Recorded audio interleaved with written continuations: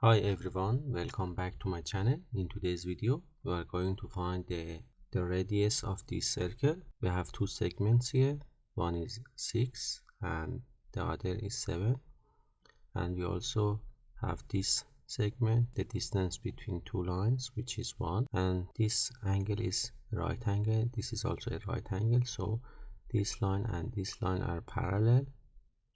If we draw a line from the center perpendicular to this segment, this line will bisect this chord. So we have 3 here and also 3 here. If this is 3, this also will be 3. And if this segment is 3 and we draw a line perpendicular to this line, this is also be 3. So we have 6 here. So and the whole segment is 7. So we have 1 here. And also if we extend this line to the circumference of the circle, we have other one here. We know that if we have a circle and in this circle we have two intersecting chords, the product of the segment of one chord equals the product of the segments of the other chord. If I call it A and this B and this C and this D, we have A times B equals to C times D. If we extend this line,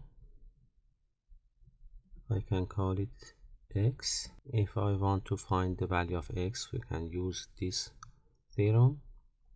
So I draw this circle here, the chord and this chord. We have one here and one here. This is x and this is 7. We can write this 1 times x should be equal to 1 times 7. So x should be equal to 7. So we have 7 here, this segment, and 1 here. So the whole segment will be 8. So we can draw it here. We have a circle here and a segment with the length of 8, and also another segment here with the length of 6, and the angle between these two segments is a right angle. So we also know that if we have a circle and if we have a diameter, let's call it 2r.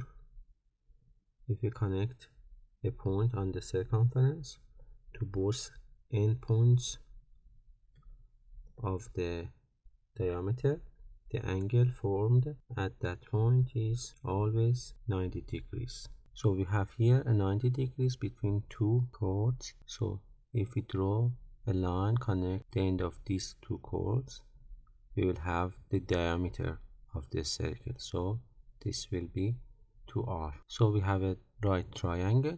We can use Pythagorean theorem to find the value of r. So we can write 2r to the power of 2 is equal to 6 to the power of 2 plus 8 to the power of 2, and we can simplify it.